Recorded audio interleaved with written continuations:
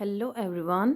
आज हम कर रहे हैं क्लास 7th ही साइंस का chapter number 11 transportation in animals and plants.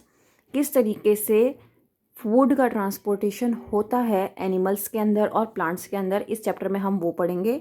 यहाँ पर सर्कुलेटरी सिस्टम और एक्सक्रीटरी सिस्टम हम दोनों को पढ़ेंगे इस चैप्टर में, क्योंकि ट्रांसपोर्टेशन जो होता है वो उसी के थ्रू होता है, right.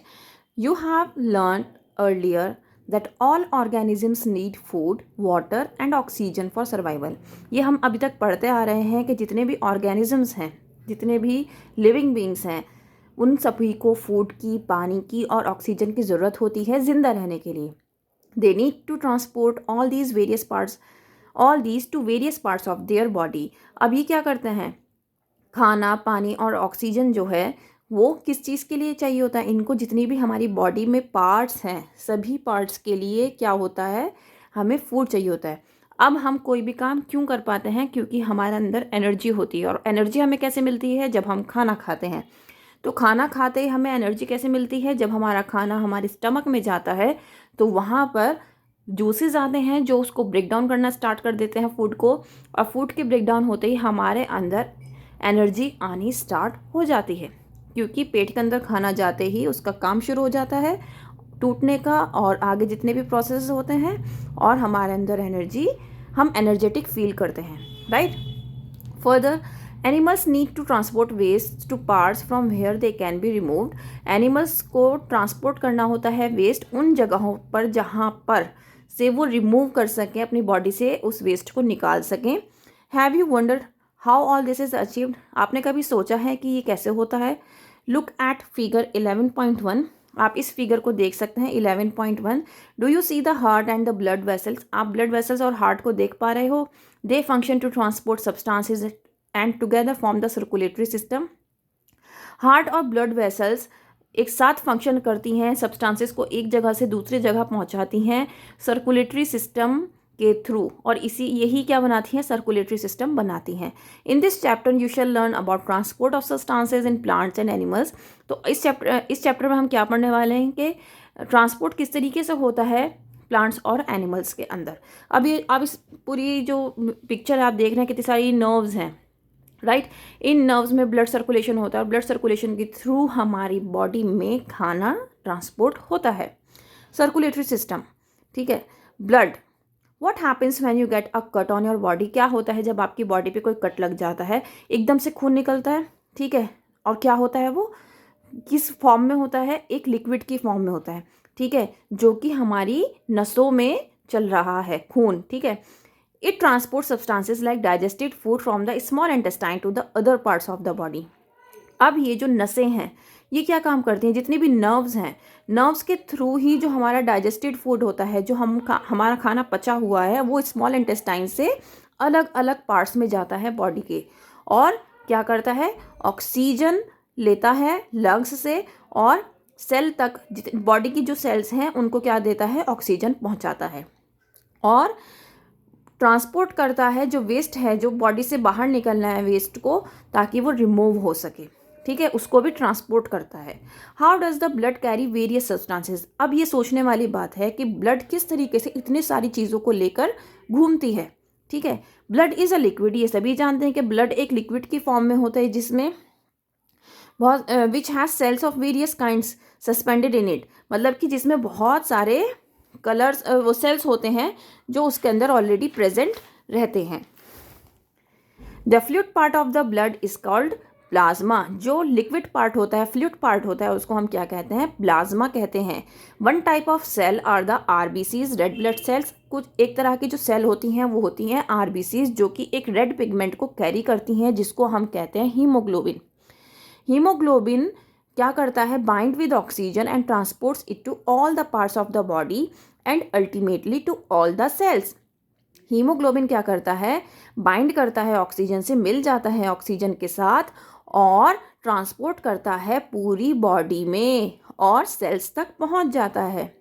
It will be difficult to provide oxygen efficiently to all the cells of the body without haemoglobin. अगर हम हीमोग्लोबिन नहीं होगा हमारे पास और हम चाहें कि हम सेल्स को एकदम से ऑक्सीजन प्रोवाइड कर दें, तो वो हम नहीं पहुंचा सकते, क्योंकि जब ब्लड सर्कुलेट होता है तो उसी के साथ ऑक्सीजन भी उसके साथ मिक्स हो जाती है और वो जितनी भी सेल्स हैं बॉडी की उन तक पहुंचती हैं।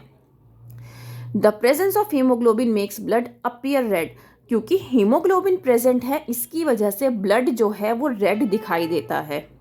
The blood also has white blood cells, अब ब्लड के अंदर वाइट ब्लड सेल्स भी होते हैं जिनको हम क्या कहते हैं, WBCs, जो क्या काम करती हैं। WBCs का काम क्या होता है कि वो जर्म्स के अगेंस्ट फाइट करती हैं और हमारी बॉडी में एंटर नहीं होने देती किसी भी जर्म को। Boojho fell down while playing a game and his knee got injured, अब बूझो जो था वो गिर गया खेलते वक्त और उसके घुटने में चोट लग गई। Blood was coming out from the cut, अब ब्लड आने लगा उसके कट में से। After some time he notice that bleeding had stopped and a dark red clot had plugged, अब उसने क्या नोटिस किया कि कुछ टाइम बाद जो ब्लीडिंग थी, जो खून था वो तो रुक गया, लेकिन एक डार्क कलर का रेड क्लॉट जो था वो हो गया। ठीक है। बूझो वॉज पजल्ड अबाउट दिस, अब बूझो सोचने लगा, उससे समझ में नहीं आया कि ये क्या हुआ। The clot is formed because of the presence of another type of cells in the blood called platelets, अब जो क्लॉट बनता है वो किस वजह से बनता है, क्योंकि अलग तरह के जो सेल्स हैं वो भी प्रेजेंट होते हैं हमारे ब्लड के अंदर, जिनको हम क्या कहते हैं, प्लेटलेट्स कहते हैं।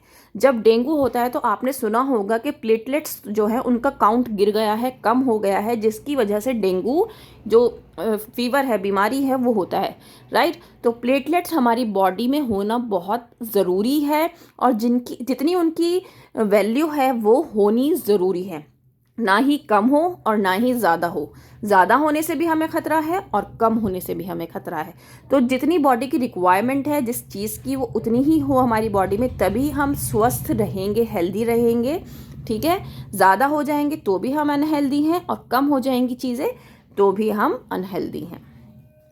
Next one is blood vessels. Blood vessels क्या होती हैं, जो बारीक बारीक नसें होती हैं, वेसल्स होते हैं, उनको क्या कहते हैं, blood vessels, right. There are different types of blood vessels in the body, अब हमारी बॉडी में अलग अलग तरीके के ब्लड वेसल्स है। You know that during inhalation a fresh supply of oxygen fills the lungs, भाई जब हम इनहेलेशन मतलब जब हम सांस अंदर ले रहे हैं तो ऑक्सीजन से हमारे लंग्स भर जाता है, right. Oxygen has to be transported to the rest of the body, अब उस ऑक्सीजन को लंग्स से सारी बॉडी में ट्रांसफ़र होना होता है, ट्रांसपोर्ट होना होता है। तो वो कैसे होता है, थ्रू ब्लड, ब्लड के साथ वो ऑक्सीजन मिक्स होती है और हमारी पूरी बॉडी में ट्रांसपोर्ट हो जाती है और जितने भी सेल्स हैं उन तक वो पहुंचती है, right. Also the blood picks up the waste materials including carbon dioxide from the cells, और ब्लड क्या करता है, ऑक्सीजन तो वहाँ छोड़ देता है, राइट, जहाँ पर सेल्स में ज़रूरत होती है, और वहाँ से कार्बन डाइऑक्साइड को पिक कर लेता है और उसको बाहर निकालता है through exhalation. This blood has to go back to the heart for transport to the lungs for removal of carbon dioxide as you have learned in chapter 10. So 2 types of blood vessels are present in the arteries and veins of the bodies. अब देखो दो तरह की जो vessels हैं, blood vessels हैं, दो तरह की होती हैं जो कि प्रेजेंट होती हैं आर्टरीज और वेन्स में, right. Arteries carry oxygen rich blood from the heart to all the parts of the body. Arteries जो होती हैं वो ऑक्सीजन रिच ब्लड लेके जाती हैं हार्ट से सारी बॉडी पार्ट में, ठीक है। Since the blood flow is rapid and at high pressure the arteries have thick elastic walls, अब क्योंकि भाई ब्लड का प्रेशर बहुत ज़्यादा रहता है, ठीक है, और एकदम से होता है, तो क्या होता है, आर्टरीज की जो वॉल्स होती हैं वो इलास्टिक होती हैं, इलास्टिसिटी होती है उसमें, जैसे रबड़ होती है ना, उसको आप खींच दो तो फिर वो वहीं हो जाएगी, उसी तरीके से आर्टरीज की वॉल्स होती हैं। तो जब ब्लड बहुत तेज़ी से पंप होता है तो वो खुल जाती हैं और जितनी उसको स्पेस चाहिए होती है वो ले लेता है ब्लड, ठीक है। Let us perform an activity to study the flow of blood through arteries. अब हम इसी से मुतालिक एक एक्टिविटी कर लेते हैं, एक्टिविटी 11.1। अब इस एक्टिविटी में आपको क्या करना है कि अपने राइट हैंड की मिडल और इंडेक्स फिंगर को लेना है और अपने लेफ्ट हैंड की रिस्ट पर रखना है इस तरीके से, और आपको क्या करना है, अपनी पल्स को चेक करना है। आप जब उसको अपनी फिंगर को इस तरीके से नर्व पर रखेंगे तो आप देखेंगे कि आपको वहाँ से जो ब्लड थ्रॉम्बिंग है उसकी आवाज़ आएगी, थ्रॉम्बिंग की आवाज़ आएगी, मतलब आपको महसूस होगा कि जो नर्व्स हैं वो ऊपर नीचे हो रही हैं, राइट। तो वो हर एक बीट जो होगी, जो बीट होगी, हर एक बीट को आप काउंट करना, ठीक है। वो बीट क्या है, वो पल्स बीट है, पल्स रेट है।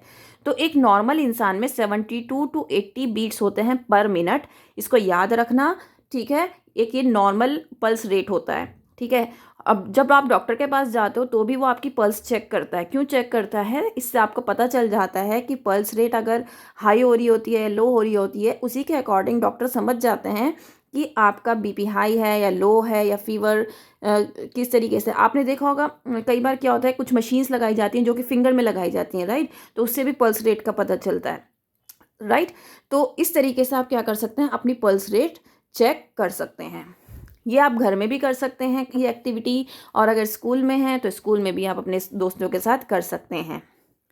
Veins are the vessels which carry carbon dioxide rich blood from all parts of the body back to the heart. अब वेन्स क्या काम करती हैं? वेसल्स होती हैं वेन्स, ठीक है, वेसल्स होती हैं वेन्स, और ये क्या कैरी करती हैं? Carbon dioxide rich blood carry करती हैं सारी बॉडी पार्ट से हार्ट में। देखो हमने आर्टरीज में क्या पढ़ा था, आर्टरीज ऑक्सीजन रिच ब्लड लेके जाती हैं, veins carbon dioxide rich blood लेके जाती हैं। आर्टरीज कहाँ से कहाँ तक जाती हैं? हार्ट से सारे बॉडी पार्ट्स में जाती हैं। लेकिन वेन्स क्या काम कर रही हैं? सभी बॉडी पार्ट्स से होकर हार्ट में जा रही हैं वापस, ठीक है। तो आर्टरीज और वेन्स का ऑपोजिट है, कोई भी एक याद रखना, दूसरा ऑटोमेटिकली याद हो जाएगा, ठीक है। The veins have thin walls, veins की वॉल्स जो होती हैं थिन होती हैं, जबकि हमने आर्टरीज में पढ़ा था कि उसकी थिक इलास्टिक वॉल्स होती हैं, ठीक है, थिक इलास्टिक वॉल्स होती हैं। और वेन्स में क्या होता है, there are valves present in veins which allow blood to flow only towards the heart. अब क्या है, वेन्स के अंदर वॉल्स प्रेजेंट होती हैं, ठीक है, वो सिर्फ इसलिए प्रेजेंट होती हैं ताकि वो जो ब्लड है वो सिर्फ और सिर्फ कहाँ जाए, हार्ट की तरफ ही जाए और कहीं ना जाए, इसलिए वो वॉल्स जो हैं वो प्रेजेंट होती हैं। ये आप देख सकते हैं, ये वेन्स हैं और ये आर्टरीज हैं, राइट। रेफर टू फिगर 11.3, ये हार्ट की जो फिगर है। Do you see the arteries divide into similar smaller vessels. अब आर्टरीज जो हैं वो छोटे छोटे वेसल्स में डिवाइड हो रही हैं। On reaching the tissues they divide further into extreme thin tubes called capillaries. अब यहाँ पर आकर जब ये एक्सट्रीम थिन ट्यूब्स में डिवाइड हो गई तो इनको हम क्या कहते हैं, इनको हम कहते हैं कैपिलरीज। क्या कहते हैं? Capillaries. The capillaries join up to form veins which empty into the heart. Capillaries क्या करती हैं, फिर से वेन्स बनाती हैं जो हार्ट में जाके एम्पटी हो जाता है, खाली हो जाता है, ठीक है। Heart, the heart is an organ which beats continuously to act as a pump for the transport of blood which carries other substances with it. Heart क्या काम करता है? एक ऑर्गन है हमारा और बहुत ही इंपॉर्टेंट ऑर्गन है जो कि रेगुलरली बीट करता है एक पंप की तरह, ताकि ट्रांसपोर्टेशन हो सके। किस चीज़ का ट्रांसपोर्टेशन हो रहा है? ब्लड का, जो कैरी करती हैं सारी सब्सटेंसेस को अपने साथ। कौन कैरी कर रहा है? ब्लड। भाई रिच ऑक्सीजन रिच ब्लड भी आता है और कार्बन डाइऑक्साइड रिच ब्लड जो होता है वो लेके जाते हैं, ब्लड लेके निकलता है वहाँ से। तो इस तरीके से ये जो पूरा प्रोसेस है ब्लड के थ्रू ही हो रहा है, ठीक है। Imagine a pump working for years without stopping. अब एक आप इमेजिन करो कि एक पंप है, pump working for years, pump बहुत ईयर्स तक काम कर रहा है विदाउट स्टॉपिंग, कोई भी रुका नहीं, रुकावट नहीं, एब्सोल्युटली इम्पॉसिबल। क्या ऐसा पॉसिबल है? नहीं। Yet our heart works like a pump non stop, जबकि हमारा हार्ट जो है वो वर्क करता है। अब हम अपने हार्ट के बारे में थोड़ा और जान लेते हैं। The heart is located in the chest cavity with its lower tip slightly tilted towards the left. अब जो हमारा हार्ट है वो चेस्ट कैविटी में प्रेजेंट होता है, जो उसकी लोअर टिप है वो थोड़ी सी टिल्टेड होती है, थोड़ी सी टेढ़ी होती है लेफ्ट की तरफ। Hold your fingers inwards in your palm. अब आप अपनी फिंगर को पाम में रखिए। This makes your fist, your heart is रफली the size of your fist. अब आप इस तरीके से मुट्ठी जब बांध लेंगे तो इतना ही है आपका हार्ट, ठीक है, इस तरीके से कहा है तो इतना ही है आपका heart. What will happen if the blood rich in oxygen and the blood rich in carbon dioxide mix with each other? अब ऐसा अगर पॉसिबल हो जाए कि जो ऑक्सीजन रिच ब्लड है और कार्बन डाइऑक्साइड रिच ब्लड है दोनों मिक्सअप हो जाए तो क्या होगा? ऐसा ना हो, इसीलिए हार्ट के पास क्या हैं? 4 चैम्बर्स हैं, राइट। हार्ट के पास कितने चैम्बर्स हैं? 4 चैम्बर्स हैं। The two upper chambers are called the atria. अब जो ऊपर के जो दो चैम्बर्स होते हैं उनको हम आर्ट्रिया कहते हैं, क्योंकि दो हैं इसलिए आर्ट्रिया कहा, अगर एक होता हम एट्रियम कहते, ठीक है। और दो लोअर चैम्बर्स होते हैं जिनको हम वेंट्रिकल्स कहते हैं, राइट। दो ऊपर चैम्बर्स होते हैं और दो नीचे चैम्बर्स होते हैं, या आप देख सकते हैं, देखो 1 2 3 4, ठीक है, 1 2 3 4, 4 चैम्बर्स हैं। The partition between the chambers helps to avoid mixing up of blood rich in oxygen with the blood rich in carbon dioxide। अब जो बीच का जो चैम्बर है, जो बीच में जो ये आप देख रहे हैं पार्टीशन, ये इसी वजह से है ताकि ये जो ऑक्सीजन रिच ब्लड है और कार्बन डाइऑक्साइड रिच ब्लड है ये आपस में मिक्स ना हो जाएं। To understand the functioning of the circulatory system, start from the right side of the heart and follow the arrows. These arrows show the direction of the blood flow from the heart to the lungs and back to the heart from where it is pumped on the rest of the body. अगर आप इस इस 11.3 में इसको देखो, इस वाली figure को देखो, तो यहाँ पर एरोज बने हुए हैं कि किस तरीके से ब्लड जाता है और फिर वापस आता है। तो इसमें एरोज के थ्रू समझा रखा है ब्लड के मूवमेंट को। अगर आप समझना चाहें तो इसको बहुत अच्छे से समझ सकते हैं, अदरवाइज मैं आपको वर्बली बहुत अच्छे से समझा रही हूँ, राइट। हार्ट बीट क्या होती है? The walls of the chambers of the heart are made up of muscles. अब जो चैम्बर के वॉल्स होते हैं, चैम्बर क्या थे जो हमने अभी ये देखे, चैम्बर्स ये हैं 1 2 3 4, ये क्या हैं? चैम्बर्स हैं, एट्रियम और वेंट्रिकल्स, ठीक है, 2 एट्रियम 2 वेंट्रिकल्स। तो ये चैम्बर्स हैं, किससे बने हुए होते हैं? मसल्स के बने हुए होते हैं। अब ये मसल्स क्या करती हैं, जैसे जैसे हमारा हार्ट पंप करता है, धक धक धक धक होता है, तो ये कॉन्ट्रैक्ट करती हैं, रिलैक्स करती हैं, कॉन्ट्रैक्ट करती हैं, रिलैक्स करती हैं। अब ये जो रिदमिक कॉन्ट्रैक्शन है और रिलैक्सेशन है, ये हार्ट बीट बनती है। इसी को हम क्या कहते हैं? हार्ट बीट कहते हैं, क्योंकि वो कॉन्ट्रैक्ट हो रहा है और रिलैक्स हो रहा है, कॉन्ट्रैक्ट हो रहा है, रिलैक्स हो रहा है, तो इसी से क्या हो रही है? हार्ट बीट हो रही है। Remember that heartbeats continue every moment of our life. If you place your hand on the left side of your chest, you can feel your heartbeat. अगर आप अपने लेफ्ट में हाथ रख के देखेंगे तो आप अपने हार्ट बीट को महसूस कर सकते हैं, और ये रेगुलर होती है, बिल्कुल बिना रुके। The doctor feels your heart beats with the help of an instrument called a stethoscope. आपने देखा होगा डॉक्टर्स क्या यूज़ करते हैं? स्टेथोस्कोप यूज़ करते हैं ताकि वो आपकी हार्ट बीट्स को सुन सके। A doctor uses the stethoscope as a device to amplify the sound of the heart, ताकि वो अच्छे से साउंड को सुन सकें। It consists of chest piece that carries a sensitive diaphragm. अब ये कंसिस्ट करता है चेस्ट पीस से, जहाँ पर एक डायफ्राम भी होता है, 2 ईयर पीस होते हैं, a tube joining the parts. अब देखो, आप देख सकते हो ये होता है स्टेथोस्कोप, ठीक है। इसके वजह से क्या होता है, डॉक्टर क्या करते हैं, आपकी हार्ट बीट को अच्छे से सुन पाते हैं, और आपकी जो हार्ट की कंडीशन है उसी से थ्रू सुनकर आपको बता सकते हैं कि उसकी कंडीशन क्या है। अब यहाँ पर आप देखो एक एक्टिविटी दे रखी है, इस एक्टिविटी को एक बार देख लेते हैं। अब देखो आपको क्या करना है, एक फ़नल लेना है और फ़नल के मुंह को ऐसे बंद कर देना है, किस चीज़ से?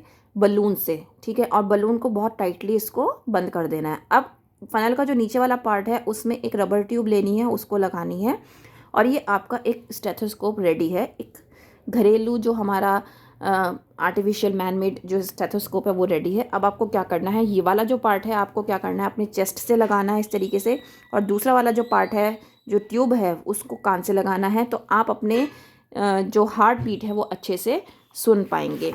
अब आपको क्या करना है, उस हार्ट बीट को क्या करना है, काउंट करना है कि कितनी वो 1 मिनट में कितनी बार धड़क रहा है आपका दिल। अब अपने पल्स रेट को भी, हार्ट बीट को भी आप क्या कर सकते हैं, काउंट कर सकते हैं, और उसको एक पूरा चार्ट बना सकते हैं। The rhythmic beating of the various chambers of the heart maintain circulation of blood and transport of substances to the different parts of the body. जो रिदमिक बीटिंग होती है, मतलब कि जो एक धक धक धक धक की आवाज़ हमें आती है हार्ट की बीटिंग की, कॉन्ट्रैक्ट और रिलैक्सेशंस की वजह से, वो क्या होती है, एक मेंटेन करके चलती है सर्कुलेशन ब्लड का और ट्रांसपोर्टेशन जो है डिफरेंट सब्सटेंसेस का अलग अलग पार्ट्स में बॉडी के। Bujo wonders if sponges and hydra also have blood। अब वो सोच रहा है कि भाई अगर स्पॉन्जेस और हाइड्रा में भी ब्लड होता तो animal such as sponges and hydra do not possess any circulatory system. अब जो हाइड्रा स्पॉन्जेस हैं उनको उनके पास कोई भी सर्कुलेटरी सिस्टम नहीं होता। The water in which they live brings food and oxygen. अब जिस पानी में वो रहते हैं उन्हीं से उन्हें क्या मिलता है, फूड और ऑक्सीजन मिलता है। As it enters their bodies, जैसे ही वो उसकी बॉडीज़ में पहुंच जाती हैं, जितने भी स्पॉन्जेस और हाइड्रा होती हैं उनकी बॉडीज़ में पहुंचती हैं तो उनको खाना भी मिल जाता है और ऑक्सीजन भी मिल जाता है। The water carries away waste materials and carbon dioxide as it moves out. जो वाटर है वो जितना भी वेस्ट मटीरियल है उसको बाहर निकाल देता है और कार्बन डाइऑक्साइड भी जैसे बाहर आती है उसी के साथ उनका वेस्ट मटीरियल भी बाहर आ जाता है। Thus these animals do not need a circulatory fluid like the blood। तो उनको एक सर्कुलेटरी सिस्टम की ज़रूरत नहीं होती, सर्कुलेटरी फ्लूइड की ज़रूरत नहीं होती जैसे कि ह्यूमंस में होती है। ह्यूमंस में कौन सा ब्लड होता है, वो कौन सा फ्लूइड होता है, ब्लड होता है, right. Let us now learn about the removal of waste other than carbon dioxide. अब हम पढ़ेंगे एक्सक्रीशन के बारे में, और एक्सक्रीशन हम पढ़ेंगे नेक्स्ट वीडियो में क्योंकि it's already a very lengthy video of 21 minutes. तो हमने अब पढ़ा है सर्कुलेटरी सिस्टम। सर्कुलेटरी सिस्टम उम्मीद करती हूँ बहुत अच्छे से समझ में आया होगा। अपनी तरफ से पूरी कोशिश की है कि आपको बहुत अच्छे से समझा पाऊँ, और अगर कोई भी बात समझ में ना आए तो आप मुझसे कमेंट करके पूछ सकते हैं। फिर मिलते हैं एक नई वीडियो में, एक्सक्रीशन इन एनिमल्स। तब तक के लिए बाय बाय।